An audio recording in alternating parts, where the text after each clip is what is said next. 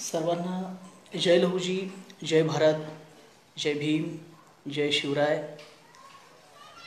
मला वाटतं मी बोलायला प्रारंभ केलेला आहे आणि माझा आवाज आपल्यापर्यंत पोहोचत असेल तर प्लीज लाईक करा अशी विनंती करतोय मी. कोण ऐकतंय का? मला लाईव्ह आहेत का कोणी? प्लीज. ओके, मला एक लाईकचा सिम्बॉल दिसलेला आहे. मी माझ्या व्याख्यानाला प्रारंभ करतोय. माझा आवाज नीट ऐकू येतोय? ठीक आहे. गजानन भाऊ निकाळजे, जय लहूजी, जय भीम. आपण व्याख्यानाला प्रारंभ करूयात. आपला प्रतिसाद मला मिळालेला आहे. मित्र हो, सर्वांना जय भारत करतो आणि माझ्या व्याख्यानाला प्रारंभ करतो. पुरोगामी विचार मंच नाशिक यांच्या वतीनं ही फेसबुक लाईव्ह व्याख्यानमाला एकूणच अण्णाभाऊ साठेंच्या सह सर्वच महामानवांच्या विचारांचं प्रबोधन, जागर आणि एक विचार मंथन या माध्यमातून होतं आहे. याबद्दल सर्वप्रथम गजानन भाऊ निकाळजे, त्याचबरोबर विलास कांबळे, ज्ञानेश्वरजी घाटूळ, सतीशजी गवारे आणि आमचे दुसरे सहकारी मित्र रवीजी आणि त्यांच्या सर्व सहकाऱ्यांचं मी मनापासून अभिनंदन करतो. त्यांना धन्यवाद देतो की पुरोगामी विचार मंचच्या माध्यमातून त्यांनी हा एक अतिशय स्तुत्य, अभिनंदनीय आणि कौतुकास्पद उपक्रम हाती घेतलेला आहे. आणि सर्वप्रथम मी आपले आभारही मानतो की मला आपल्या पेजवरून सर्वांशी संवाद साधण्याची संधी आपण सर्वांनी मला दिलेली आहे. त्याबद्दल आपल्याप्रती मी कृतज्ञता आणि ऋण व्यक्त करतो आणि मी माझ्या भाषणाला प्रारंभ करतो, माझ्या व्याख्यानाला प्रारंभ करतो. मित्र हो, माझा आजचा विषय आहे अण्णाभाऊ साठे यांच्या साहित्यातील क्रांतिकारकत्व. या अनुषंगानं विचार मांडत असताना सर्वप्रथम आपल्याला क्रांतीची संकल्पना समजून घ्यावी लागेल. क्रांतिकारकत्व म्हणजे नेमकं काय आहे हे समजून घ्यावं लागेल.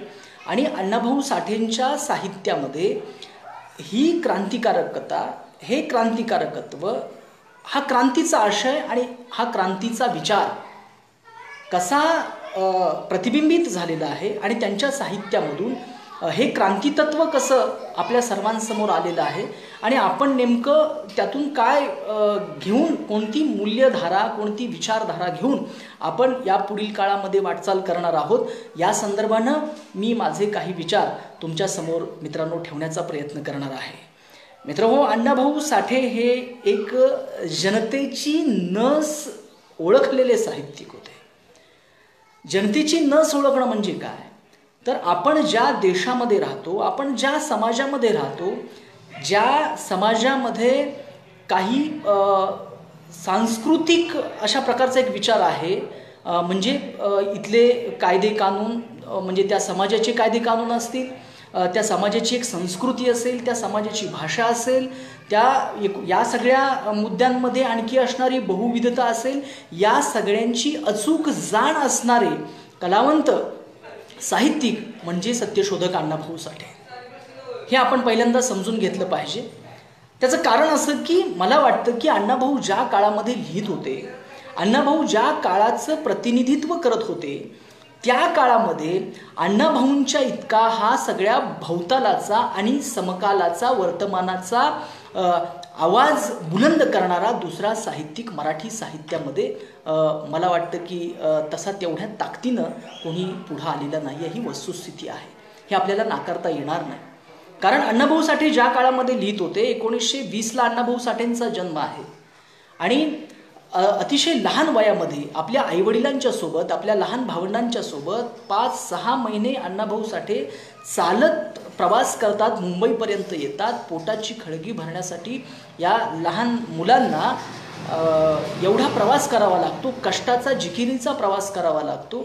आणि मग पुन्हा अण्णाभाऊ साठे ज्या गावामध्ये वाढलेले आहेत, त्यांचं बालपण ज्या गावामध्ये गेलेलं आहे, तिथं जात वर्चस्वाचा जो काही पीळ आहे तो पावलोपावली अण्णाभाऊंच्या पिढीला, म्हणजे त्यांच्या वयाच्या मुलांना अनुभवायला मिळतो आहे. अशा एका वैचारिक आणि सांस्कृतिक वातावरणामध्ये अण्णाभाऊंचं बालपण घडलेलं आहे आणि अशा काळामध्ये अण्णाभाऊसाठी मुंबईमध्ये येतात. स्वातंत्र्यपूर्व कालखंड आहे. आपण त्या काळाचं म्हणजे तो काळ समजून घेणं मला वाटतं अतिशय महत्त्वाचं आहे. त्याचं कारण असं आहे की तो काळ स्वातंत्र्यपूर्व कालखंड असणारा आहे आणि त्या काळामध्ये आपल्या देशामध्ये लोकशाही नाही, आपल्या देशामध्ये ब्रिटिशांचा कारभार चालतो आहे, ब्रिटिश सत्तेचा अंमल सुरू आहे आणि आमच्या देशामध्ये अगोदर असणारी जात आणि धर्मांध व्यवस्था जी आहे ती व्यवस्था निश्चितपणानं या देशातल्या समग्र बहुजन समाजाला आणि गावकुसाबाहेरच्या दलित आदिवासी भटक्यांना एका वेदनेच्या खाईत लोटणारी अशी ती व्यवस्था आहे. आणि या व्यवस्थेचे बळी ठरलेले जे घटक आहेत ते अक्षरशः म्हणजे दुहेरी पातळीवरती त्यांचं शोषण होतं आहे. ही म्हणजे काय आहे हे म्हणजे दुहेरीपण, तर एका बाजूला आम्हाला इथल्या या देशातल्या जातव्यवस्थेनं ब्राह्मणी धर्मव्यवस्थेनं आम्हाला नाडलेलं आहे, पिळलेलं आहे, छळलेलं आहे आणि दुसऱ्या बाजूला ब्रिटिशांची एक शोषणावर आधारलेली राजव्यवस्था की तिला आमच्या सुखदुःखाशी काही देणं घेणं नाही आहे. त्यांनी काही आधुनिक मूल्य रुजवलेली आहेत, त्यांनी काही विकास घडवलेला आहे, परंतु तो त्यांच्या नफ्यासाठीच विकास इथं रुजवलेला आहे. दुसऱ्या बाजूला त्यांचं जे साम्राज्यवादी धोरण होतं त्या धोरणाला पूरक म्हणून त्यांनी काही निर्णय या देशामध्ये घेतलेले आहेत. निश्चितपणानं त्याचा काही चांगला परिणाम भारतीय समाजमनावर झालेला आहे.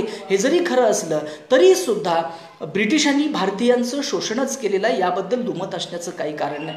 म्हणून मला हे सर्वप्रथम हे अधोरेखित करायचं आहे की भारतामध्ये जो सगळा शेतकरी समाज आहे, कष्टकरी समुदाय आहे आणि गावकुसाबाहेरचा जो काही या सगळ्या माणुसकीच्या परिघाबाहेर असणारा भटका समाज, आदिवासी समाज आणि पूर्वाश्रमीचा अस्पृश्य समाज, हे सगळे जे वर्ग आहेत, हे सगळे जे काही समूह आहेत, हे समुदाय आहेत, हे सगळे दुहेरी शोषण व्यवस्थेचे बळी ठरलेले आहेत. ही दुहेरी शोषण व्यवस्था होती आमच्या देशातली सनातन ब्राह्मणी धर्मव्यवस्था आणि त्याचबरोबर या देशात असणारा ब्रिटिशांचा अंमल.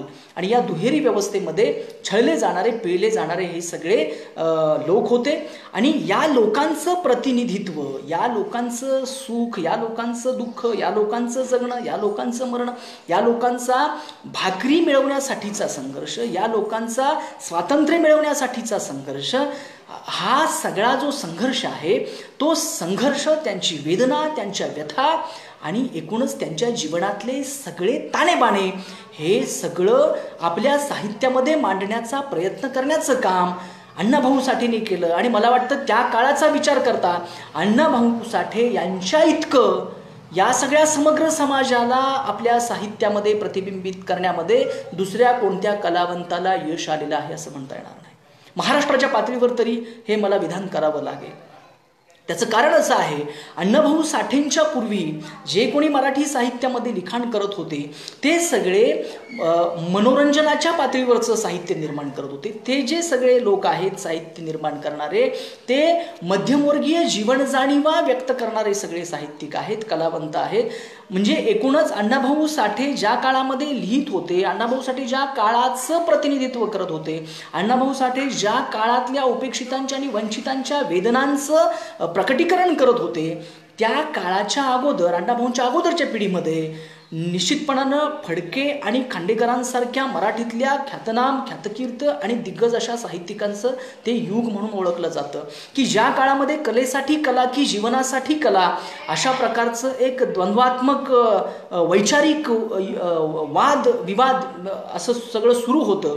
आणि त्या काळामध्ये जीवननिष्ठ साहित्य आणि कलानिष्ठ साहित्य असे सरळ सरळ मराठी साहित्यामध्ये विभागणी झालेली होती. दोन गट पडलेले होते आणि हे दोन्ही दिग्गज साहित्यिक त्या गटाचं प्रतिनिधित्व करत होते, आपला विचार मांडत होते. परंतु आपल्याला हा सगळा ज्या वेळेला आपण आलेख आपल्या डोळ्यासमोर घेऊ त्यावेळेला आपल्या लक्षात येतं की हे सगळं जे साहित्य आहे हे सगळं साहित्य त्यावेळी एका निश्चितपणे आवर्तात सापडलेलं होतं. मराठी साहित्य हे एका कोंडीत सापडलेलं त्यावेळी साहित्य होतं. मध्यमवर्गीय जीवन जाणीवांच्या पलीकडे मराठी साहित्यिकांचं, कलावंतांचं लक्ष गेलेलं नव्हतं. शहरी म्हणजे नागर आणि मध्यमवर्गीय संस्कृती, त्यांची जीवनपद्धती, त्यांचं जगणं आणि एकूणच त्यांचं जे काही म्हणून विश्व आहे इथल्या नागर आणि मध्यमवर्गीय लोकांचं, त्याच विश्वाचा प्रतिध्वनी मराठी साहित्यामध्ये आपल्याला ऐकायला मिळत होता, बघायला मिळत होता. आणि अशा काळामध्ये हे जे काही कोंडीत सापडलेलं मराठी साहित्य आहे की ज्याला खऱ्या अर्थानं आधुनिक चेहरा देण्याची गरज होती, खऱ्या अर्थानं आधुनिक जीवनमूल्य या मराठी साहित्यामधून प्रतिबिंबित होण्याची गरज होती, त्या काळामध्ये हे साहित्य सगळं मनोरंजनाच्या पातळीवरती घुटमळतं आहे आणि एका विशिष्ट अशा चौकटीच्या बाहेर पडायला तयार नाही. अशा काळामध्ये स्वातंत्र्यपूर्व काळामध्ये की तिथं स्वातंत्र्याच्या एक उच्च ध्येयवाद घेऊन इथली जनता पेटून उठलेली आहे, परंतु त्याचं प्रतिबिंब ही अपवादानं मराठी साहित्यामध्ये पडतं आहे. महात्मा फुल्यांच्यापासून सुरू झालेला हा सामाजिक क्रांतीचा जो काही उद्घोष आहे तो उद्घोष आमच्या साहित्यामध्ये कुठं प्रतिबिंबित होताना दिसत नाही आहे. त्याचे सात पडसाद आमच्या मराठी साहित्यामध्ये कुठं आम्हाला ऐकायला मिळत नाही आहेत. आणि अशा काळामध्ये अण्णाभाऊ साठे लिहित आहेत आणि ते दोन्ही या मुद्द्यांना स्पर्श करतात. केवळ स्पर्शच करत नाही आहेत, तर या दोन्ही मुद्द्यांना अतिशय कलात्मक पद्धतीनं मराठी साहित्यामध्ये प्रतिबिंबित करण्याचं आणि या दोन्ही मुद्द्यांचं प्रकटीकरण करण्याचा प्रयत्न. कोणते दोन हे मुद्दे आहेत, तर एक आहे आमचं सामाजिक क्रांतीचा महत्त्वाचा मुद्दा आणि दुसरा आहे आमच्या राजकीय क्रांतीचा मुद्दा.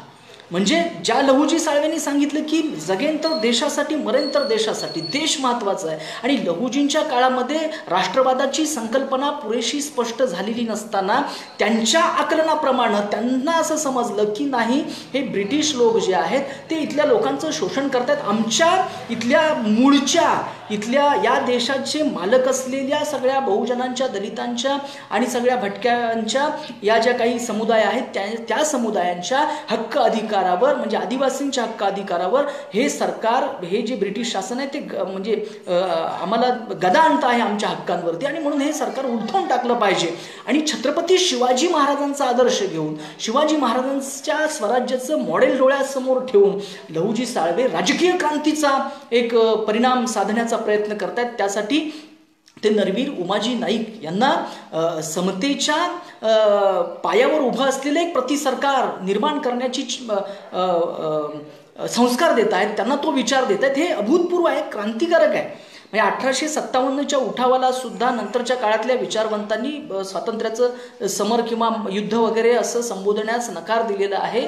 याचं कारण असं की 19व्या शतकाच्या मध्यापर्यंत राष्ट्रवाद नावाची संकल्पना, एक देश म्हणून एक एकसंध अशी भावना आमच्या देशामध्ये निर्माण झालेली नसताना उमाजी नाईक असतील, तंट्या बिल्ल असतील, ही सगळी जी आदिवासी आणि सगळ्या रामोशी कोळी मांग या सगळ्या समुदायातली ही जी काही मंडळी आहेत की जी ब्रिटिशांच्या विरोधात लढतात, ते अन्यायाच्या विरोधात लढण्याच्या एका उर्मीतून शिवाजी महाराजांच्या स्वराज्याचं मॉडेल डोळ्यासमोर ठेवून काम करतायत. आणि तिथून सुरुवात झालेली राजकीय क्रांतीचं जे काही सात पडसाद आहेत ते सात पडसाद आणि महात्मा फुल्यांच्या पासून सुरू झालेल्या सामाजिक क्रांतीचे सात पडसाद मला वाटतं की अपवादानं मराठी साहित्यामध्ये आले असतील, परंतु त्याला ठाशीव आणि एक आखीव रेखीव स्वरूप मराठी साहित्यिकांना मांडता आलेलं नाही. अण्णाभाऊ साठेंच्या पर्यंत हे आपल्याला मान्यच करावं लागेल. आणि म्हणून मग अण्णाभाऊ साठेंचं महत्त्व जे आहे ते अतिशय महत्त्वाचं आहे. अण्णाभाऊ साठेंनी जे काही लिखाण केलं, जो विचार मांडला तो अतिशय महत्त्वाचा आहे. कारण अण्णाभाऊ साठे स्वातंत्र्यपूर्व काळापासून ते लिहित आहेत आणि सगळ्यात महत्त्वाचं म्हणजे काय त्यांच्या साहित्यामध्ये क्रांतीचे काय दारुगोळा आहे, ऊर्जा काय आहे, त्यांच्यामध्ये काय आहे, तो स्रोत कुठून आलेला आहे हा. तर अण्णाभाऊ साठेंचं जे आकलन होतं ते मला वाटतं की फार महत्त्वाचं आहे.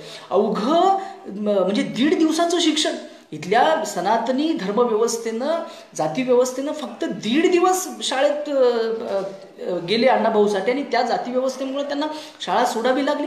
परंतु पोटाची खळगी भरत असताना नंतर मुंबईमध्ये ज्यावेळेला कपडे विकायचं काम केलं, छोटं 14-15 वर्षाचं वय असेल, डोक्यावरती ती कपड्याची बोजा घेतलेला आहे आणि हा गल्ली बोळातून पुकारतोय, आवाज करतोय की कपडे घ्या, कपडे, लहान मुलांचे कपडे. आणि असं असताना अण्णाभाऊ साठे तिथल्या गल्ली बोळातले पाट्या वाचतात, दुकानाच्या पाट्या वाचतात, काही ग्रंथ हाताशी लागतात, आदाशासारखे वाचून काढतात, लिहिण्याचा सराव करतात.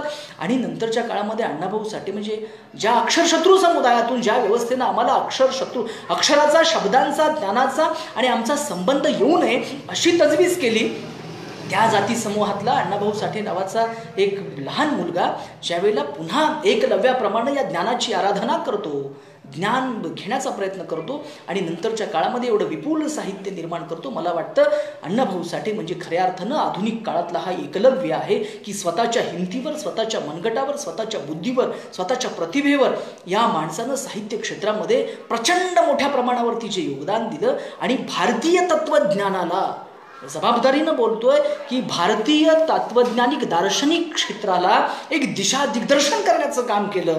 हे अभूतपूर्व आहे, हे क्रांतिकारी आहे. आणि म्हणूनच मित्रांनो, जो जो कष्टकऱ्यांच्या बाजूनं लढतो, जो जो गोरगरिबांच्या बाजूनं लढतो, तो अण्णाभाऊ साठेंना आपला वाटलेला आहे. मग तो जगातला कोणी असू दे. आणि म्हणून ज्यावेळेला दुसऱ्या महायुद्धाची पार्श्वभूमी सुद्धा अण्णाभाऊ साठेंनी म्हणजे गाव गाड्यातल्या एखाद्या छोट्या संदर्भापासून ते राज्य पातळीवरच्या संयुक्त महाराष्ट्रासारख्या एका राष्ट्रीय प्रश्नावर, त्याचबरोबर बंगालमधला दुष्काळ असेल किंवा दिल्ली पंजाबचा दंगा असेल, अशा सगळ्या इशूंवरती सुद्धा अण्णाभाऊ साठे व्यक्त होत आहेत. म्हणजे गावातल्या संदर्भामध्ये ते व्यक्त होताना दिसतात. राज्य पातळीवरचे काही प्रादेशिक इशू जे आहेत संदर्भ आहेत ते तिथं व्यक्त होत आहेत. त्याच्या पलीकडे जाऊन ते देशपातळीवरचे मुद्दे घेत आहेत. त्या घटनांवरती सडेतोडपणे आपली अभिव्यक्ती करतात.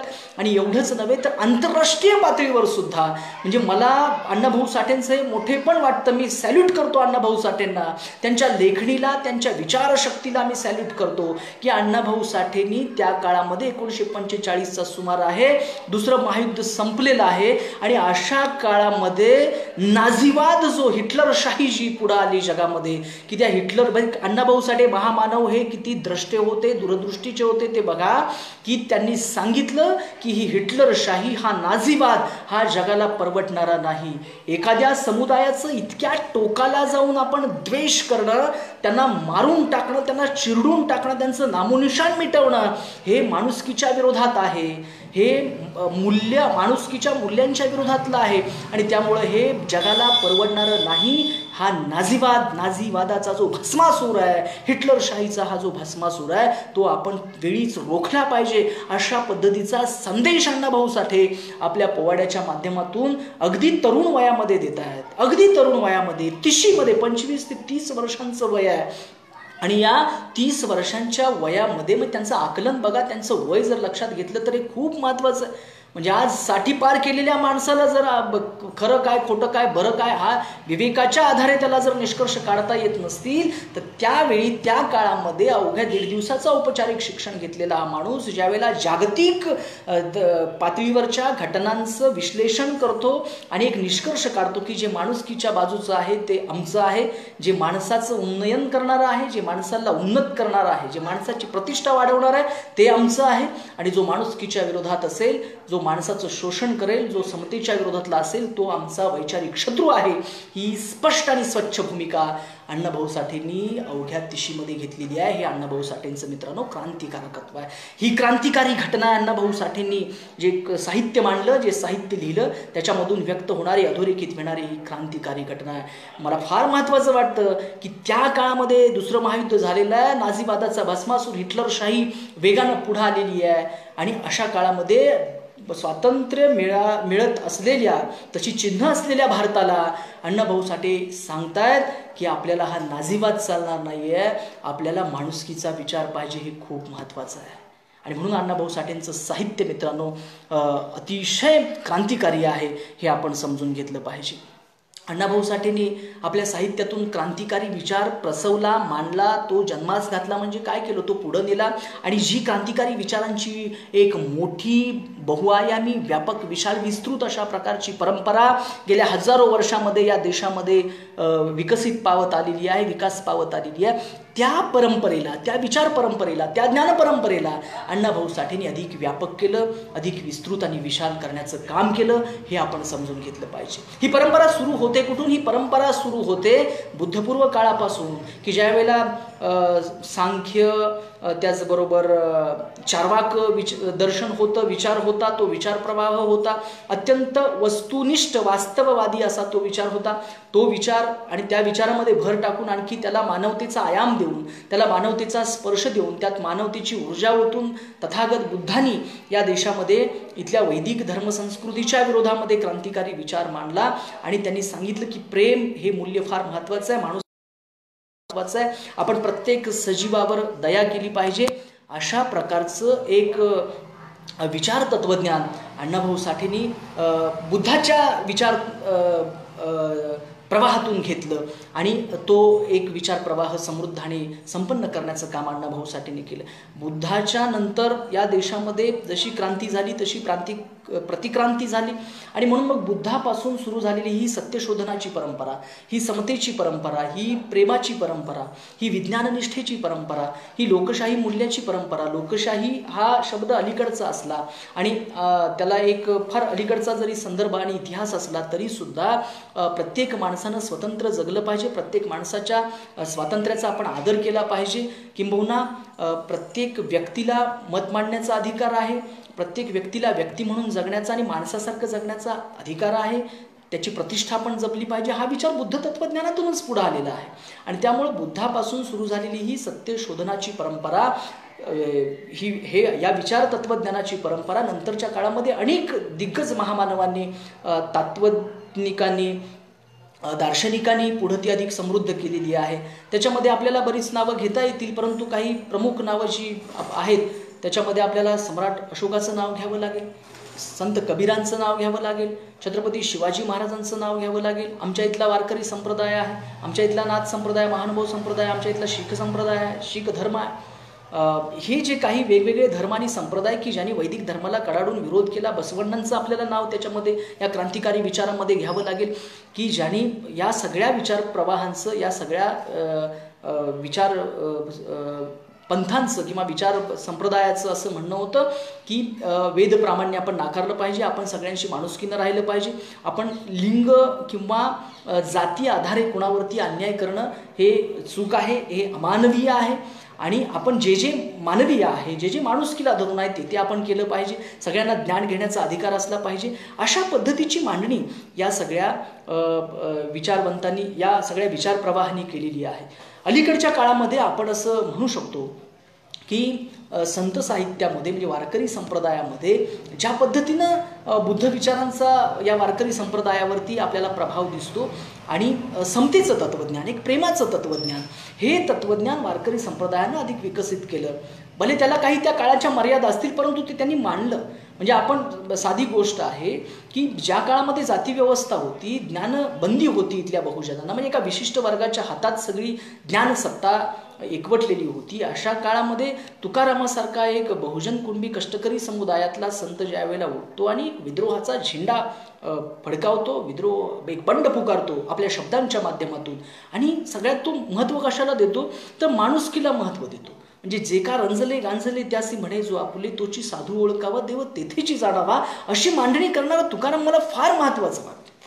म्हणजे ढाई अक्षर प्रेम के हा संदेश देणारा संत कबीर आणि संत तुकाराम, भले तिथं त्यांनी राम ही संकल्पना कबीरांनी कोणत्या बाबतीत मांडली, कशी मांडली याच्यावरती चर्चा होऊ शकते, परंतु त्या काळाच्या मर्यादा लक्षात घेता, तो काळ लक्षात घेता त्यांनी अशी मांडणी करणं आणि प्रेम वाटा, प्रेमानं राहूया, प्रेमानं जगूया, हा जो काही संदेश संत कबीर देत आहेत, तुकाराम देत आहेत, सोखा मेळा देतात, म्हणजे सगळा संत मेळा तो देतोय. महानुभाव संप्रदायामध्ये तसं होतं. एका ते चक्रधर आणि गोविंद प्रभू मांगाच्या घरामध्ये जातात, त्यांचं प्रसाद भक्षण करतात, हे यातनं एक मेसेज दिला जातोय, लक्षात घ्या, एक संदेश आहे. ती छोटी कृती असेल त्या काळाच्या पटलावरची, परंतु ती फार क्रांतिकारी कृती आहे, ही पण आपण समजून घेतलं पाहिजे. म्हणून अण्णाभाऊ साठेंनी खऱ्या अर्थानं मी तुम्हाला सांगतो की या सगळ्या विचार परंपरांचं नीटपणे आकलन करून घेतलेलं होतं आणि ते त्या विचार परंपरेंना स्वतःशी जोडू पाहत होते.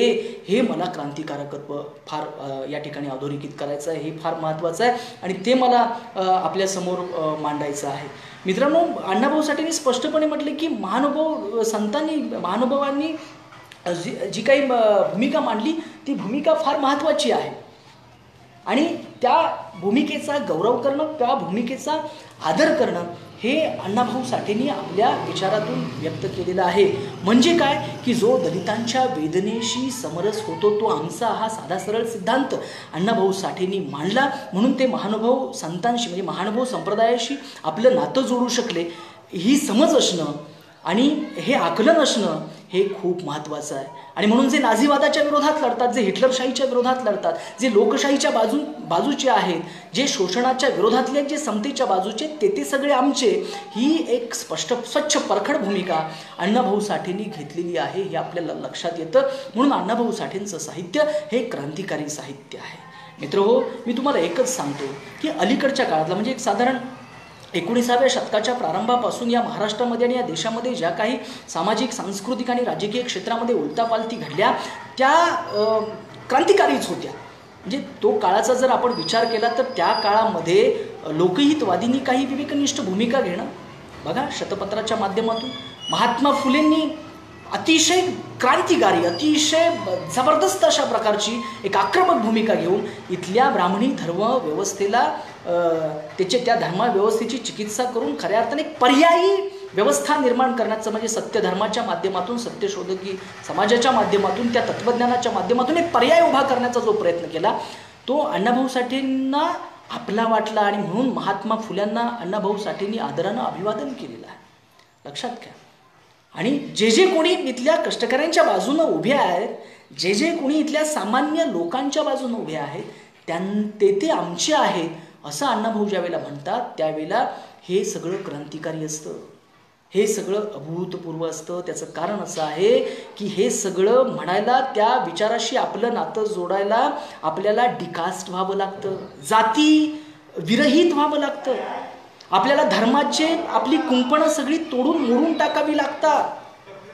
आपल्याला जातीच्या पलीकडे जावं लागतं. आपण प्रदेश, लिंग या आजही इतक्या सगळ्या कोंडाळ्यात जर अडकून बसलेलो असो, या कुंपणात अडकून बसलेलो असो, तर त्या काळामध्ये अण्णाभाऊ साठेंना ही भूमिका घ्यायला किती म्हणजे त्या काळामध्ये किती अवघड होतं ते. पण अण्णाभाऊ साठेंनी ही भूमिका घेतली, जातीच्या पलीकडे जाऊन घेतली. आणि त्यामुळं ते असं म्हणतायत की जे सगळे वंचित आहेत, कष्टकरी आहेत, उपेक्षित आहेत, ते सगळे माझे आहेत, हे अण्णाभाऊ साठेंना अपेक्षित होतं, अभिप्रेत होतं. आणि म्हणून मित्रांनो, अण्णाभाऊ साठेंनी जो विचार मांडला ना, तो अतिशय महत्त्वाचा विचार आहे. त्या विचारांनी आपण या पुढच्या काळामध्ये वाटचाल करणं गरजेचं आहे. काय सांगितलं अण्णाभाऊ साठेंनी बघा. अण्णाभाऊ साठेंचं साधं सरळ असं एक मत होतं की जो माणूस मरतोय, जो माणूस त्याचं शोषण केलं जात आहे, कुठल्याही निकषाच्या आधारे कोणत्याही माणसाचं शोषण होऊ नये, हा अण्णाभाऊ साठेंच्या साहित्यानं सिद्धांत मांडला असं माझं मत आहे. बघा तुम्हाला पटतंय का? अण्णाभाऊंचं मत होतं की एखादी स्त्री आहे तर तिच्यावर इथल्या पितृसत्ताक पुरुषप्रधान व्यवस्थेनं अन्याय करू नये. ती केवळ स्त्री आहे म्हणून अन्याय होता कामा नये, तिनंही तो अन्याय सहन करता कामा नये. आणि आपण सगळ्यांनी मिळून तो अन्याय रोखला पाहिजे, तो अन्याय चिरडून टाकला पाहिजे, न्यायाची बूज राखली पाहिजे. आणि तिला स्त्री म्हणून म्हणजे लिंग भावनेनं नव्हे, लिंग सापेक्षतेने नव्हे, तर लिंग निरपेक्षतेनं माणूस म्हणून तिच्या पाठीशी आपण उभं राहिलं पाहिजे. हे सांगणारं साहित्य म्हणजे अण्णाभाऊ साठेंचं साहित्य आहे. आणि म्हणून त्यांच्या सगळ्या नायिका बघा तुम्ही, काय क्रांतिकारकत्व आहे, काय वेगळं आहे. क्रांती म्हणजे काय, रिव्हॉल्युशन म्हणजे काय? क्रांती म्हणजे शोषणावर आधारलेल्या व्यवस्थेला बदलण्यासाठी समाजातून झालेलं एक प्रचंड मोठं बंड विद्रोह किंवा एक प्रचंड मोठी उलटापालट आणि एक रचनात्मक बदल म्हणजे त्याला क्रांती म्हणायचं. आणि ही जर क्रांतीची व्याख्या आपण समजून घेतली तर आपल्या लक्षात येईल की अण्णाभाऊ साठे किती काळाच्या पुढचं मांडतायत. अण्णाभाऊ साठे किती म्हणजे मोठ्या प्रमाणावरती त्यांनी क्रांतीची संकल्पना समजून घेतलेली आहे आणि ते मांडतात. म्हणजे स्त्रियांच्या संदर्भात आपण बोलत होतो, ती चर्चा करत होतो. बघा लक्षात घ्या की अण्णाभाऊंची सगळी पात्र आहेत ती स्त्रियांचा आदर करणारी आहेत. समाजामध्ये जी काही विकृती असते ती अण्णाभाऊ साठेंनी मांडली, परंतु त्यातून जो काही त्यांना संदेश द्यायचा होता तो आपल्या पुरुष पात्रांच्या माध्यमातून दिला. म्हणून वैजयंताच्या पाठीशी उभा राहणारा उमा आम्हाला महत्त्वाचा वाटतोय. वारणेचा वाघ मधला सत्तू भोसले, एका स्त्रीवरती अन्याय होतो, ती दलित स्त्री आहे आणि तिनं काहीतरी शेतातल्या कुंपणाचे थोडंसं जळण घेतलं सरपणासाठी, संध्याकाळच्या जेवणासाठी चुली करता, तर तिच्यावरती हल्ला करणारा जो मथाजी चौगले आहे त्याचे कंडके पाडून वारणेचा वाघ म्हणजे सत्तू भोसले फरार होतोय. कुणासाठी करतोय तर एका दलित समाजातल्या स्त्रीसाठी. म्हणजे जातीची कुंपणं एवढी घट्ट असताना त्या काळामध्ये अण्णाभाऊ काय पाहतात. म्हणजे बघा, प्रत्येक कलावंत किंवा साहित्यिक हा त्या काळाचा प्रतिनिधित्व करत असतो. तो त्या काळाचा प्रतिध्वनी असतो. त्या काळाचे सगळे प्रतिध्वनी आपल्याला त्याच्या साहित्यामध्ये, त्याच्या कलेमध्ये पाहायला मिळतात, अनुभवायला मिळतात. आणि म्हणून तुम्हाला सांगतो की अण्णाभाऊ साठे म्हणजे कोणताही कलावंत साहित्यिक जो असतो तो आपल्या साहित्यातून एक वेगळ्या जगाची मांडणी करत असतो. त्याला काय अपेक्षित आहे ते मांडणी करत असतो. आणि अण्णाभाऊसाठी मग काय मांडणी करतात, काय त्यांना अपेक्षित होतं, तर त्यांना हे एक देखणं स्वप्न पडलेलं होतं की ज्या वेळेला एखाद्या दलित भगिनीवरती अन्याय अत्याचार होईल त्यावेळेला माझा बहुजन मराठा समाजातला भाऊ तिचा भाऊ म्हणून पुढे येईल आणि तो तिच्यावर अन्याय करणाऱ्यांचं निर्दालन करेल. हे एक देखणं सुंदर, अत्यंत आश्वासक आणि माणुसकीच्या पायावर उभं राहिलेलं स्वप्न अण्णाभाऊ साठे बघत होते. म्हणजे ही खऱ्या अर्थानं क्रांती होती. आणि त्यांच्या वारणेचा वाघ सत्तू भोसलेनं ते करून दाखवलं. म्हणजेच त्यांना असं अपेक्षित होतं की स्त्रियांवर कोणत्याही प्रमाणावरती कोणत्याही पद्धतीने अन्याय होता कामा नये, त्यांचं शोषण होता कामा नये. ही भूमिका अण्णाभाऊ साठे आपल्या साहित्यामधून मांडतायत हे आपण समजून घेतलं पाहिजे. म्हणजे लिंग भावनेवर आधारित कोणावर अन्याय होता कामा नये, कोणाचं शोषण होता कामा नये. अलीकडच्या काळामध्ये आपल्या महाराष्ट्रामध्ये आणि देशामध्ये एक तृतीयपंथीयांची चळवळ पुढे आलेली आहे की आम्हाला सुद्धा माणूस म्हणून जगण्याचा अधिकार द्या. आम्ही थर्ड जेंडर आहोत, आम्ही तृतीयपंथी आहोत, परंतु आम्ही माणूस आहोत. आमच्याकडे हिणकस नजरेनं बघू नका, आमचं शोषण करू नका. आम्हाला सुद्धा जगण्याची संधी आणि तेवढा स्पेस, तेवढा अवकाश या व्यवस्थेमध्ये, लोकशाही व्यवस्थेमध्ये आम्हाला मिळाला पाहिजे. ही जी भूमिका ती पुढे येते ती मला वाटतं अण्णाभाऊंच्या विचारांशी मिळती जुळती आहे की त्यांनी हा असा विषय मांडला की प्रत्येकाला म्हणजे आपले लैंगिक ओळख जपून आपल्याला माणूस म्हणून जगता यावं, हा अवकाश, हा अवसर इथल्या व्यवस्थेनं आपल्याला दिला पाहिजे. हेच अण्णाभाऊ साठेंना म्हणायचं होतं. मग हे क्रांतिकारकत्वच आहे. याच्या पुढे जाऊन आपण म्हणू शकतो की अण्णाभाऊ साठेंनी जाती व्यवस्थेला सुद्धा प्रखर विरोध केलेला आहे. खरं तर जातीच्या विरोधाची भाषा करणं, जातीच्या विरोधामध्ये जाऊन काही भूमिका मांडणं हेच या देशामध्ये क्रांती करणारं आहे, क्रांतीची पायवाट तयार करणारं आहे. आणि म्हणून या संदर्भामध्ये अनेक लोकांनी यापूर्वीच्या काळामध्ये अनेक महामानवांनी भूमिका घेतलेली आहे. स्वतः शिवाजी महाराजांनी या संदर्भामध्ये भूमिका घेतलेली आहे की त्यांनी जातपात न बघता ज्याच्या त्याच्या कौशल्याप्रमाणे त्याला जबाबदारी दिली. आणि म्हणून या देशामध्ये खऱ्या अर्थानं आपल्याला पाहायला मिळेल की छत्रपती शिवाजी महाराजांनी सर्व जाती धर्मातल्या लोकांना बरोबर घेतलं आणि त्यांनी प्रत्येक जाती धर्मातल्या माणसाला न्याय दिला, त्याच्यावरती जबाबदारी दिली आणि स्वराज्य निर्मितीमध्ये त्यांना सहभागी करून घेतलं. मला वाटतं की हा खऱ्या अर्थानं एक जातीअंताचंच पाऊल आहे. त्या काळाच्या पटलावर जर आपण बघितलं, त्या काळाची मर्यादा लक्षात घेऊन आपण जर त्याच्या संदर्भामध्ये काही चिंतन केलं तर आपल्या लक्षात येईल की शिवाजी महाराजांची प्रत्येक कृती ही खऱ्या अर्थानं जातीच्या विरोधातलीच होती. आणि त्यामुळं त्यांचं ते एक सुप्रसिद्ध विधान असेल की ब्राह्मण म्हणून कोण मुलाहिजा ठेवतो, नाही चालणार, कोण नाही, इथं सगळे समान आहेत. हा जो काही समतेचा विचार आहे ना तो शिवाजी महाराजांच्या पासून पुढे आलेला आहे. जातीच्या संदर्भात आपल्याला बोलायचं झालं तर महात्मा फुलेंनी पहिल्यांदा या सगळ्या गोष्टीची चिकित्सा केली, धर्माची चिकित्सा केली आणि जाती व्यवस्था ही अमानुष आणि अघोरी आहे हे त्यांनी दाखवून दिलं आणि त्यासाठी जाती मोडण्यासाठी त्यांनी प्रयत्न केले. हे पण आपण समजून घेतलं पाहिजे. म्हणजे पूर्वसुरींनी जे काही काम केलंय त्या कामाशी स्वतःचं नातं जोडणं आणि तो विचारप्रवाह अधिक मजबूत गतिमान करणं हे अण्णाभाऊ साठेंनी काम केलं. शाहू महाराजांनी तरी जाती व्यवस्थेच्या निर्मूलनासाठी किती मोठं काम केलं की स्वतःच्या बहिणीचा विवाह एका धनगर राजपुत्राशी लावून देणार हा आमचा राजा होता, म्हणजे छत्रपती राजर्षी शाहू महाराज होते. आंतरजातीय विवाहांना प्रोत्साहन देत होते आणि तीच भूमिका अण्णाभाऊ साठे आपल्या साहित्यामध्ये मांडतात. किती महत्त्वाचं आहे. म्हणजे अण्णाभाऊ साठेंनी आवडीच्या माध्यमातून जो काही विचार दिला या समाजाला की फसवून लग्न केलं जातं फेफरे येणाऱ्या तरुणाशी आणि मग आपल्या स्वप्नांची राखरांगोळी झाली आहे, आपण फसलो गेलेलो आहोत हे ज्या वेळेला आवडीच्या लक्षात येतं त्यावेळेला ती धनाजी रामोशी या नावाच्या तरुणाच्या प्रेमात पडते, त्याच्याबरोबर लग्न करते आणि त्याच्याबरोबर संसार करते आणि त्यासाठी ती स्वतः शहीद होते. तिचं ऑनर किलिंग केलं जातं, तिचा भाऊ आणि तिची बहीण तिला फसवून नेऊन मारून टाकतात. म्हणजे स्वतःचा जीव गेला तरी चालेल, जीव गेला तरी बेहत्तर, परंतु या देशातल्या अमानुष रूढी परंपरांना मी ठोकर मारणार आणि त्यांच्या विरोधात काम करणार. हा एक जबरदस्त असा संदेश अण्णाभाऊ साठेंनी या माध्यमातून व्यक्त केलेला आहे. त्यामुळे जातीच्या संदर्भामध्ये सुद्धा त्यांचा जाती निर्मूलनाचाच विचार होता. म्हणजे ॲनिहिलेशन ऑफ कास्टमध्ये डॉक्टर बाबासाहेब आंबेडकरची भूमिका मांडतायत की या देशामध्ये जाती व्यवस्था कशा निर्माण झाल्या. म्हणजे महर्षी विठ्ठलरामजी शिंदे तथा अण्णासाहेबांनी सुद्धा भारतीय अस्पृश्यतेचा प्रश्न नावाच्या ग्रंथामध्ये, एका सैद्धांतिक ग्रंथामध्ये या संदर्भात सगळी चिकित्सा केलेली आहे. परंतु हा जो विचार आहे ना, म्हणजे जाती अंताचा जो विचार आहे, तो विचार आपल्याला अण्णाभाऊ साठेंच्या साहित्यामध्ये बघायला मिळतो. आणि म्हणून अण्णाभाऊ साठेंचं साहित्य म्हणजे क्रांतीचं साहित्य आहे. अण्णाभाऊ साठेंचं तत्त्वज्ञान म्हणजे क्रांतीचं तत्त्वज्ञान. म्हणजे बसवण्णांनी जो आंतरजातीय विवाह पहिला घडवून आणला, ब्राह्मणांनी चर्मकार अशा पद्धतीचा, आणि त्याची किंमत त्यांना मोजावी लागली, तोच विचार अण्णाभाऊ साठे सुद्धा या काळामध्ये मांडत होते, हे आपल्याला समजून घ्यावं लागेल मित्रांनो. आणि म्हणून अण्णाभाऊ साठेंचं हे साहित्य जे आहे ती क्रांतीची फुलं आहेत. म्हणजे एकाच वेळेला तिथं क्रांती आहे आणि त्या क्रांतीतून व्यक्त होणारं सौंदर्य सुद्धा आहे. म्हणजे कलात्मकतेला, सौंदर्याला कुठंही बाधा येत नाही आहे. म्हणजे वाङ्मयातले, साहित्यातले जे जे काही सिद्धांत असतील, फॉर्मच्या अंगाने असतील, संरचनेच्या अंगाने असतील, संहितेच्या अंगाने असतील, टेक्स्टच्या किंवा आशयाच्या अंगाने असतील, तर यामध्ये अण्णाभाऊंच्या साहित्यामध्ये कुठेही उणे पण येत नाही आहे. उलट ते अधिक कलात्मक, अधिक सुंदर होत आहे. आणि त्याच वेळेला ते क्रांतीचं तत्त्वज्ञान सुद्धा जन्मास घालत आहे. हे साहित्य म्हणजे अण्णाभाऊ साठेंचं साहित्य आहे, हे आपण समजून घेतलं पाहिजे. म्हणजे त्यांनी लिंगाधारित होणाऱ्या शोषणाला विरोध केला. आपण सगळे समान आहोत, माणूस आहोत, ही भावना त्यांनी आपल्या साहित्यामधून मांडली. आणि प्रत्येक माणसाला प्रतिष्ठा मिळाली पाहिजे, प्रत्येक माणसाला जगण्याचा अवसर आणि अवकाश मिळाला पाहिजे, प्रत्येक माणसाला स्वातंत्र्याचा हक्क उपभोगणं हे त्याला, म्हणजे त्या समाजाची आणि त्या संस्कृतीची जबाबदारी आहे की त्याला ते स्वातंत्र्य देणं, त्याच्याशी समतेनं आणि बंधुभावानं वर्तन व्यवहार करणं ही त्या समाजाची, संस्कृतीची आणि व्यवस्थेची आदर्श व्यवस्था आहे.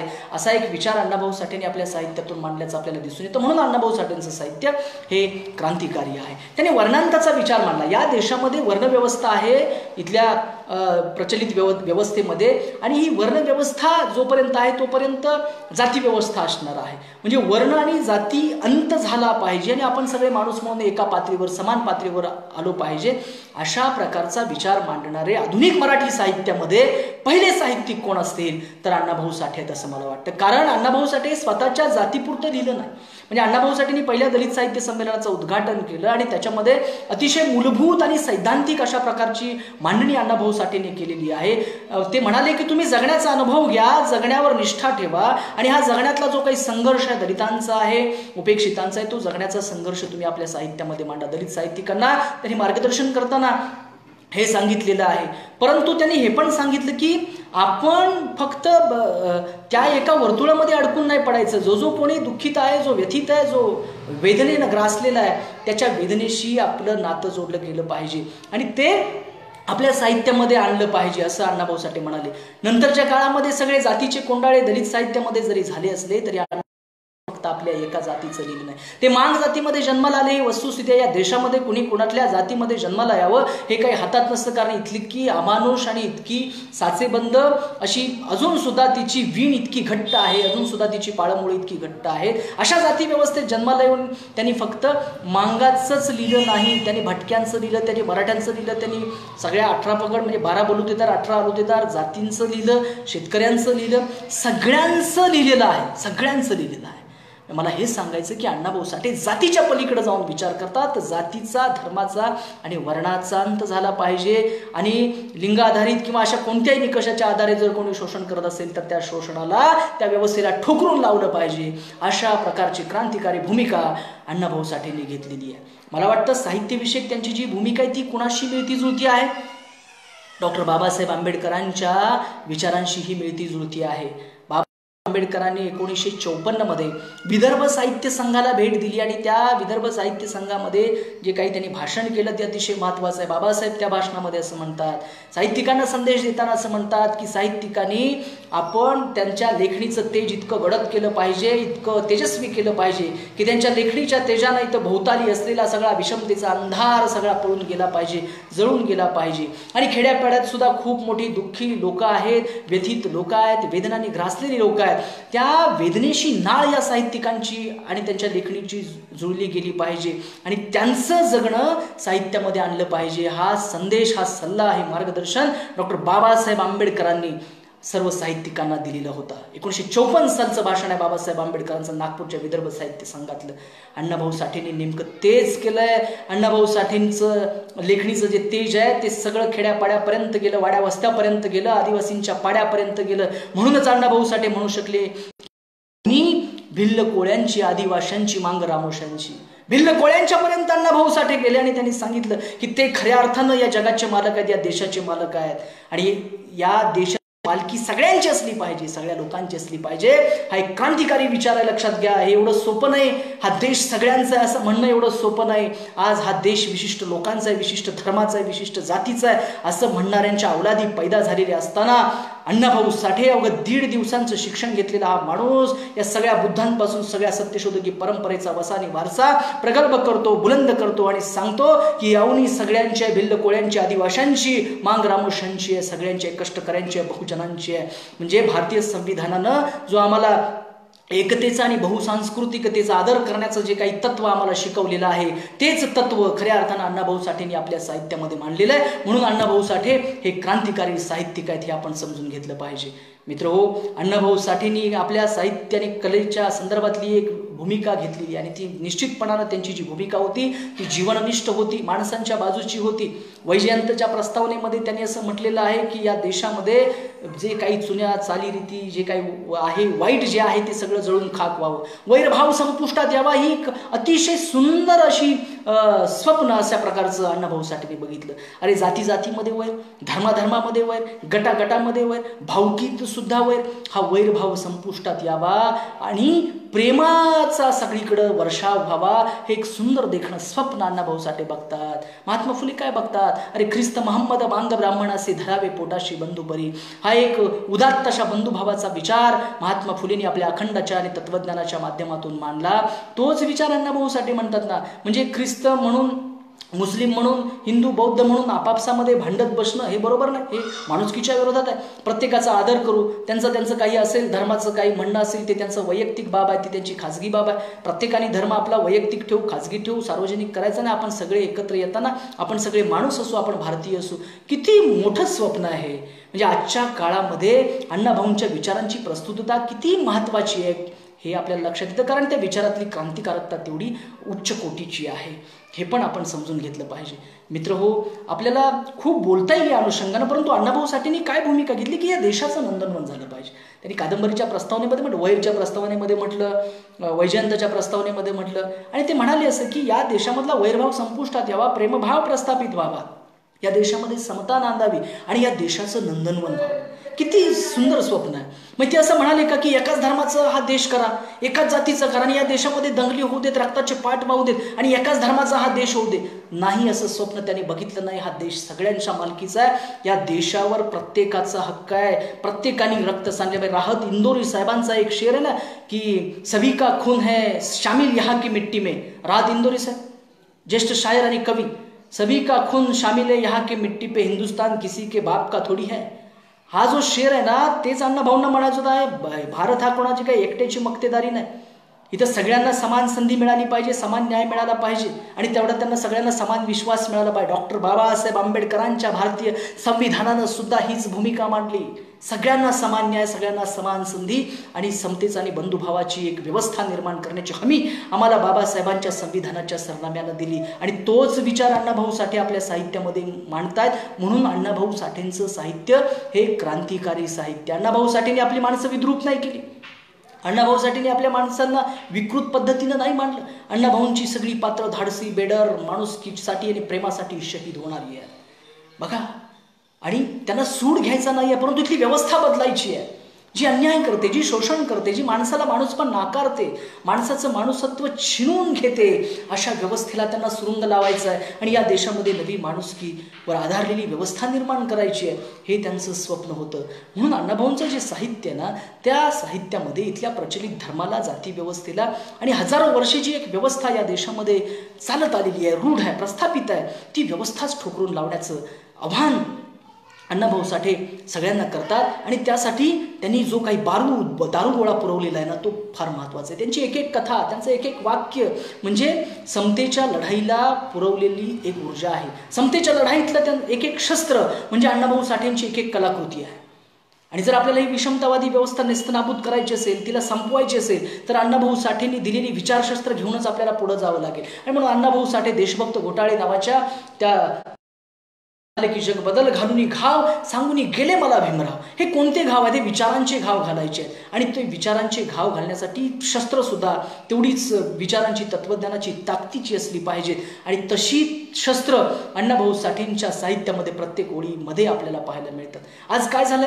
एवढा अन्याय होतो, अत्याचार होतो, इथले सामान्य कष्टकरी नागवले जात आहेत, गंडवले जात आहेत, लुबाडले जात आहेत, फसवले जात आहेत, ते शोषले जातात. काय प्रतिक्रिया या सगळ्या लोकांच्याकडून? आम्ही थंडपणे ही सगळी व्यवस्था ॲक्सेप्ट करतोय.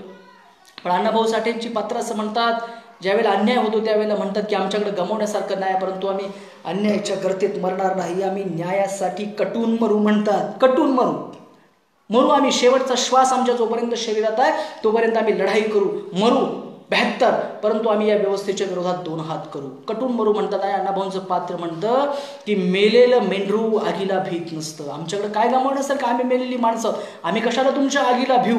हा विचार जोपर्यंत आमच्या समाजाच्या मनामध्ये येत नाही तोपर्यंत आम्ही व्यवस्था परिवर्तन करू शकत नाही. त्यामुळं सगळ्यांनी पेटून उठलं पाहिजे, अन्यायाच्या विरोधात पेटून उठलं पाहिजे, अन्यायाच्या विरोधात आपण आता व्यक्त झालं पाहिजे, आपण प्रतिक्रिया दिल्या पाहिजेत. नाहीतर मग आपण जर शांत बसलो, सहन करत राहिलो तर आपल्यावरती अन्याय होत राहणार आहेत. हे इथल्या सगळ्या बहुजन समाजाने, उपेक्षित समाजाने समजून घेतलं पाहिजे. अण्णाभाऊंच्या साहित्यातून काय घ्यायचं? तर अण्णाभाऊंच्या साहित्यातून हा क्रांतिकारी विचार घ्यायचा, समतेच्या लढाईला दारुगोळा घ्यायचा, समतेच्या लढाईची शस्त्र घ्यायची. आणि ही सगळी शस्त्र, दारुगोळा, ऊर्जा ही आम्हाला अण्णाभाऊ साठेंनी आपल्या सगळ्या साहित्यामधून दिलेली आहेत.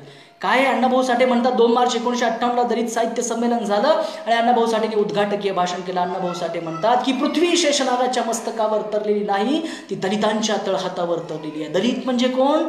तर दलित म्हणजे जो कष्ट करतो, काबाड कष्ट करतो, पृथ्वीला अधिक सुंदर करण्यासाठी प्रयत्न करतो, घाम गाळतो, रक्त सांडतो, आपल्या शरीराचं बलिदान करतो, देहाचं बलिदान करतो, तो म्हणजे दलित. आणि अशा लोकांच्या हातावरती ही पृथ्वी आहे. आणि या पृथ्वीवरती रुबाब कुणाचा चालतो? सत्ता कुणाची चालते? तर ऐत खाऊंची चालते, भांडवलदारांची चालते, शिरजोरांची चालते, हरामखोरांची चालते. ही भलतीच पैदास या देशामध्ये इथं झालेली आहे. आणि ही जर पैदास आपल्याला थांबवायची असेल तर आपल्याला आगीला भिवून चालणार नाही, आपल्याला लढाई करावी लागेल. आणि ही लढाईची जी काही शस्त्र आहेत, शास्त्र आहे, लढाईचं शास्त्र, युद्धाचं शास्त्र, सांस्कृतिक महायुद्ध आपल्याला लढायचं आहे. आणि त्या लढाईचं शास्त्र आम्हाला अण्णाभाऊ साठेंच्या प्रत्येक ओळीमध्ये पाहायला मिळतं.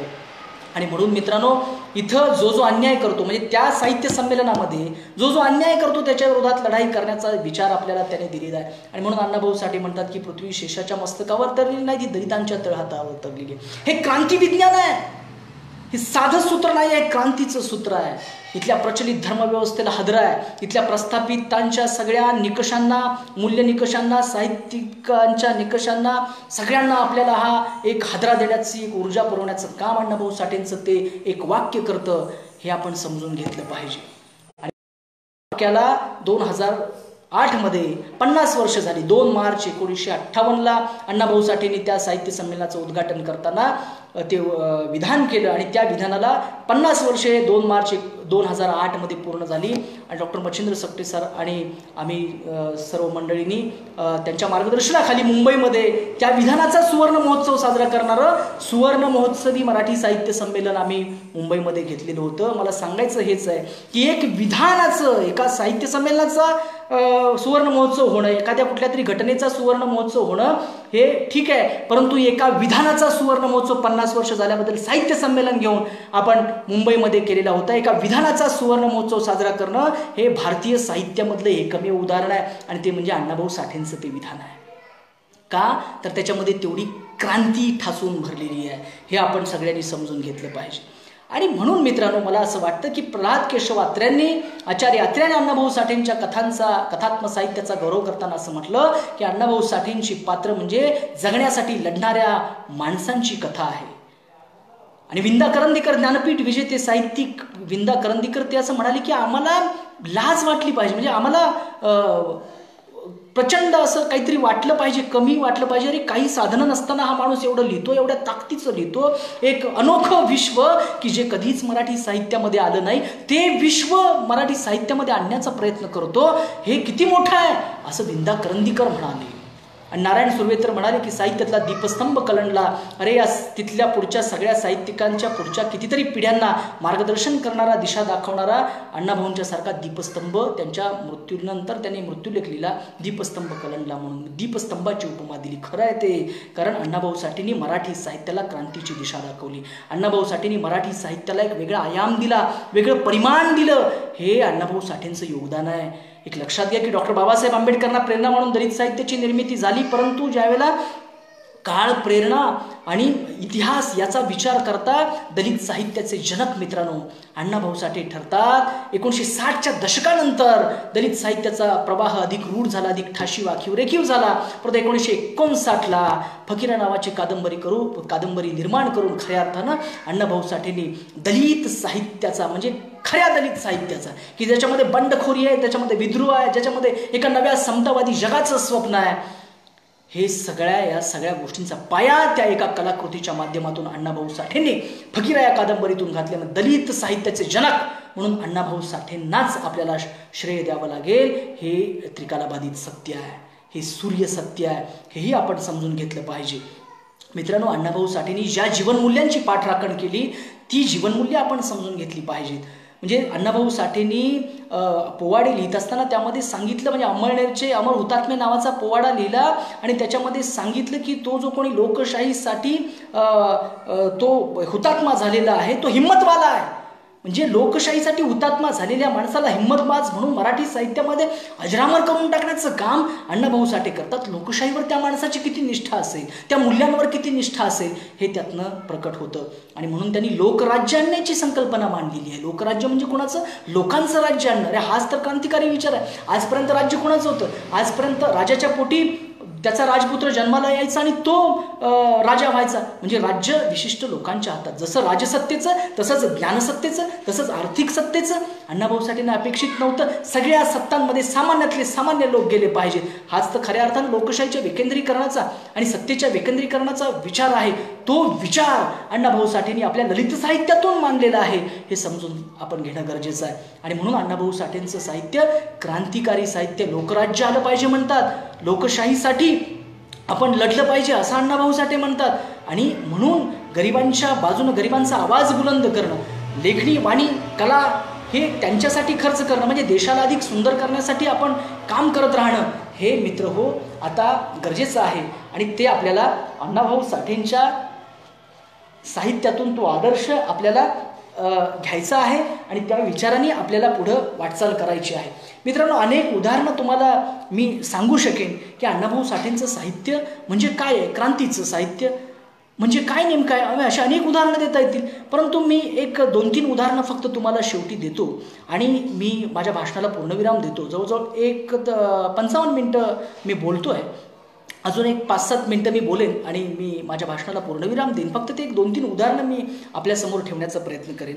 मित्रांनो, मी जाती, धर्म आणि लिंग या अनुषंगानं कोणतेही शोषण आणि कोणताही अन्याय कोणत्याही माणसावर होऊ नये अशा प्रकारची भूमिका अण्णाभाऊ साठेंनी मांडलेली आहे. तर मराठी साहित्य नेमकं काय होतं त्या काळामध्ये, तर अण्णाभाऊ साठे असं म्हणालेले आहेत की मी प्रतिभेच्या आकाशामध्ये कल्पनेचे पंख लावून उड्डाण करू इच्छित नाही, विहार करू इच्छित नाही. माझा तो प्रांत नव्हे. मला जे दिसतं मी त्या बाबतीमध्ये वास्तववादी आहे आणि मला जे दिसतं तेवढं मी मांडतो. म्हणजे माझ्या अनुभवाच्या कक्षा ज्या आहेत ते मी मांडेन. मी काही काल्पनिक लिहिणार नाही. मी खरं बोलेन, खऱ्याची पाठराखण करेन, खऱ्यासाठी जीव देईन, खऱ्यासाठी जगेन. म्हणजे सत्याची अव्यभिचारी निष्ठा, सत्यावर अव्यभिचारी निष्ठा ठेवणं हे काम कलावंतांना सगळ्याच साधतं असं नाही. ते अण्णाभाऊ साठेंना साधलं, जमलं, कारण त्यांची सत्यावर अढळ निष्ठा होती. आणि म्हणून अण्णाभाऊ साठेंनी सत्यच मांडण्याचा प्रयत्न केला. सत्यासाठीच ते झुंजत राहिले. माणुसकी हेच सत्य आहे, अंतिम सत्य आहे, शाश्वत सत्य आहे. तेच मांडण्यासाठी आणि त्या माणुसकीचं रक्षण व्हावं, माणूस टिकला पाहिजे, माणूस वाचला पाहिजे, माणसावर कुणी अन्याय करू नये आणि माणूस विद्रूप करू नये या भूमिकेवर ते शेवटपर्यंत ठाम राहिले, हे आपल्याला दिसून येतं. मी एकच उदाहरण सांगतो की अण्णाभाऊ साठेंचं साहित्य क्रांतिकारी काय, तर सोनवडीची सोना नावाची त्यांची एक कथा आहे की नवरा मुंबईला आहे, त्याच्याबद्दल गैरसमज पसरवून तिचं शोषण करण्याचा हेतू तिच्या माहेरच्या एका माणसाचा असतो. तो त्या सोनाला तिच्या नवऱ्याबद्दल वाईट सांगून तिचं मन बदलवतो आणि तिला आपल्या प्रभावित करण्याचा प्रयत्न करतो, तिचं शोषण करण्याच्या दृष्टिकोनातून. परंतु सोनाला ज्यावेळेला कळतं की माझ्या नवऱ्याबद्दल या माणसाने माझ्या मनामध्ये गैरसमज पेरलेली आहेत आणि माझा नवरा तसा नाही, त्यावेळेला ती त्याला दारूत विष पाजून त्याला म्हणजे जीव घेते. एक लक्षात घ्या, आजपर्यंत असं होतं की कोणती स्त्री असेल, तिच्या अन्यायाचं स्वरूप काही असेल, तिनं वरती तोंड करून बोलायचं नाही, कारण इथली पुरुषप्रधान संस्कृती. परंतु सोना तसं करत नाही, ती त्याला शिक्षा देते.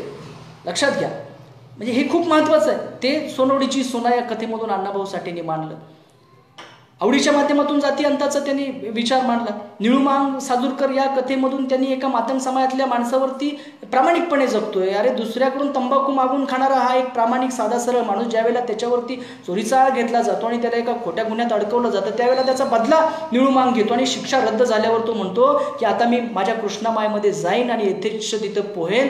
म्हणजे जगण्यावर, म्हणजे साधी सरळ माणसं आहेत, जगण्यावर निष्ठा आहे, पण अन्याय सहन करणारी ही माणसं नाही आहेत. तर हे लक्षात घ्या की आपण आता अन्याय सहन केला नाही पाहिजे. न्यायाची लढाई आपण अधिक तीव्र आणि बुलंद करण्याची गरज आहे. आणि खऱ्या अर्थानं सगळ्या सत्ता काबीज करणं, म्हणजे अण्णाभाऊ साठेंना हेच अपेक्षित होतं की लोकांचं राज्य यावं, म्हणजे लोकसत्तेत यावीत. आणि आपली जबाबदारी आहे की आपण ज्ञानसत्ता, आपण सांस्कृतिक क्षेत्रातली सत्ता, आपण शिक्षण क्षेत्रातली सत्ता, आर्थिक सत्ता ताब्यात घेतली पाहिजे. राजसत्तेबरोबर या सुद्धा सत्ता तितक्याच महत्त्वाच्या आहेत, हे आपण समजून घेतलं पाहिजे आणि त्या दृष्टीनं प्रयत्न केले पाहिजेत. हा क्रांतिकारी विचार अण्णाभाऊ साठेंचा. हे आपल्याला शक्य आहे का आत्ताच्या काळामध्ये?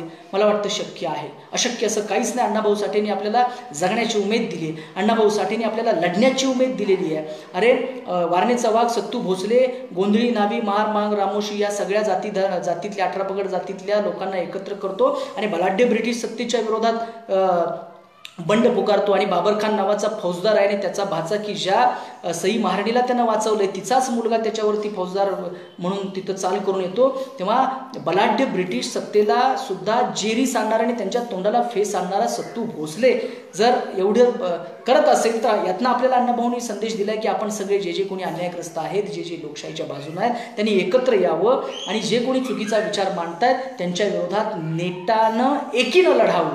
गरज एकीची, चीड बेकीची, असं अण्णाभाऊ साठे म्हणतात. एकीची गरज आहे, बेकीची नाही. आपण सगळे एक येऊया, अण्णाभाऊंना मांडणारे सगळे एक येऊया आणि एक चांगला विचार मांडूया. हेच अण्णाभाऊंच्या साहित्यातून आपल्याला शिकता येण्यासारखं आहे आणि हा धडा आपण घेतला पाहिजे या जन्मशताब्दीच्या वर्षामध्ये, असं मला स्वतःला वाटतं. म्हणून मित्रांनो, मी माझ्या भाषणाच्या अखेरीस येतो की अण्णाभाऊ साठेंनी हा क्रांतीचा विचार मांडला. ही क्रांती सर्व क्षेत्रामध्ये होती. एक आमूलाग्र बदल त्यांना घडवायचा होता. अण्णाभाऊ साठेंना जो बदल घडवायचा होता तोच बदल महात्मा फुलेंना, शाहू महाराजांना, डॉक्टर बाबासाहेब आंबेडकरांना घडवायचा होता, संत गाडगेबाबांना घडवायचा होता. हा देश आणि हे जग अधिक विज्ञाननिष्ठ बनलं पाहिजे, अधिक सुंदर बनलं पाहिजे, समतावादी बनलं पाहिजे आणि इथं प्रत्येक माणसाला जगण्याचा एक समान अधिकार असला पाहिजे. त्याचं कोणत्याही प्रकारचं शोषण होता कामा नये. अशा प्रकारची भूमिका अण्णाभाऊ साठेंच्या साहित्यामधून मांडलेली आहे आणि ती आपण आता आत्मसात करण्याची खऱ्या अर्थानं गरज आहे, असं मला स्वतःला वाटतं. आणि म्हणून मी पुरोगामी विचारमंच नाशिकला मनापासून धन्यवाद देतो की त्यांनी वेगवेगळ्या विचारवंतांना, साहित्यिकांना, कलावंतांना या पेजच्या माध्यमातून एक प्लॅटफॉर्म मिळवून दिला आणि त्यांना विचार व्यक्त करण्याची संधी दिली. मला खात्री आहे की अण्णाभाऊ साठेंच्या या जन्मशताब्दी वर्षामध्ये हे विचार समाजापर्यंत पोहोचतील निश्चितपणानं. आणि विशेषतः माझ्या सगळ्याच उपेक्षित जातीतला, समुदायातला, वर्गातला जो काही तरुण आहे तो अधिक लढाऊ बनण्यासाठी हे विचार प्रेरणादायी ठरतील असं मला वाटतं. मी फक्त एवढंच सांगतो की हे युद्ध आपल्याला जिंकायचं आहे, आपल्याला लढाई करायची आहे आणि फक्त लढाई करायची नाही, हरण्यासाठी लढाई आपण करायची नाही, तर ही लढाई आपल्याला जिंकण्यासाठी करायची. आपल्याला सत्ता ताब्यात घ्यायची. सगळ्यात सत्ता मी म्हणतोय, फक्त राजकारणात एक 4-2 पदं मिळाली म्हणजे आपण सत्ताधारी झालो असं नव्हे, की कदाचित वेळ लागेल, परंतु आपल्याला जिंकण्यासाठी लढाई करायची आहे. अण्णाभाऊंच्या शब्दात सांगतो की अण्णाभाऊ साठे म्हणे, बदलूनी हे दुबळे जिणे. आपल्याला हे दुबळं जिणं सगळं सोडून द्यायचं आहे, ताटमानेनं जगायचं आहे. 1000 दिवस शेळी होऊन जगण्यापेक्षा एक दिवस वाघासारखं जगायचं आहे. त्या जगण्याला किंवा त्या मरण्याला काहीतरी मोल असतं, सन्मान असतो, प्रतिष्ठा असते. हे अण्णाभाऊने आम्हाला शिकवलेलं आहे आणि अण्णाभाऊंची वारस म्हणून जर आम्हाला हा विचार आत्मसात करावा लागेल. म्हणून अण्णाभाऊ साठे काय म्हणाले होते, त्यांच्या शब्दात मी माझ्या भाषणाचा समारोप करतोय. अण्णाभाऊ साठे असं म्हणाले होते की बदलूनी हे दुबळे जिणे, विजयी होणारे जेते रण करती. अरे जे रणांगणात येतील आणि जे युद्ध करतील ना आणि जिद्दीनं लढतील ते का नाही विजय होणार, ते 100% विजय होतील. म्हणून मी सांगतो की लढाई खूप मोठी आहे. एका बाजूला जातीयवादी धर्मांध भांडवलदार आहेत आणि एका बाजूला तुम्ही आम्ही सगळे आहोत. हातावरचं पोट असणारे, एका वेळच्या जेवणाला महाग असणारे, अंगावरच्या कपड्याला महाग असणारे आणि एखाद्या घराला महाग असणारे असे सगळे आपण लोक आहोत. आपण सगळे एकत्र आलो. आपल्याकडे गमावण्यासारखं काय आहे? आपण सगळी मेलेली मेंढरा असू तर आपण आगीला का भ्यायचं? आपण सगळी विचारांची शस्त्र घेऊ महामानवांच्या आणि नेटानं लढाई करू आणि निश्चितपणानं हे महायुद्ध जे आहे, हे युद्ध जे आहे ते निश्चितपणानं आपण जिंकूया असा निर्धार या जन्मशताब्दी वर्षामध्ये आपण केला पाहिजे एवढं करतो. आणि मी आपल्या पुरोगामी विचार मंचाला धन्यवाद देऊन, आपल्या सर्वांना धन्यवाद देऊन या ठिकाणी रजा घेतो. जय शिवराय, जय लहुजी, जय भीम, जय भारत. धन्यवाद.